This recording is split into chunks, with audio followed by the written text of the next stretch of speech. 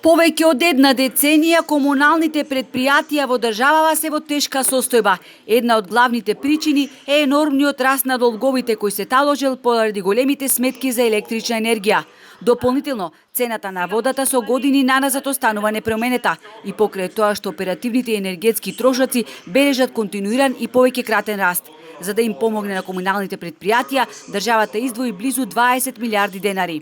И тоа е навистина еден силен мотив за општините да продолжат понатака да се развиваат и на крај на денот да овозможат рамномерен развој и соодветни услови на цела територија на Македонија, затоа што навистина е невкусно во 21 век во модерни услови на живење да имаме места каде што се уште немаме водоводна инфраструктура, канализациона инфраструктура и секако патна инфраструктура.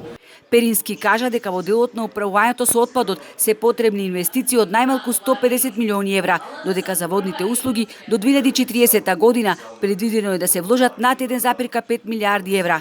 Експертите посочуваат дека голем проблем се системите за одведување на урбани отпадни води.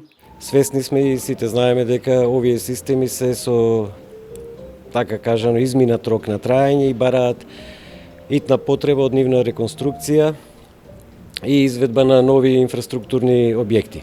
Во моментот ситуацијата со третманот на отпадните води е навистина сложена и се решава со изведба на нови пречистителни станици.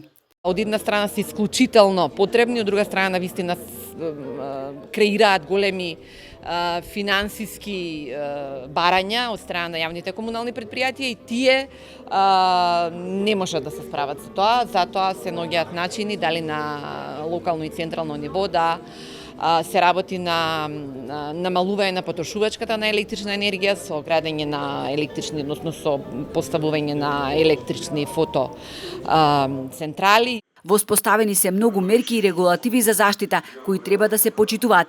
Додека се почне со примена на иновации во третманот на отпадни води со цел намалување на потрошувачката, проблемот се решава со изграда на пречистителни станици во повеќе градови како и во Скопје. Досега во Вардар се влевале непрочистени отпадни води.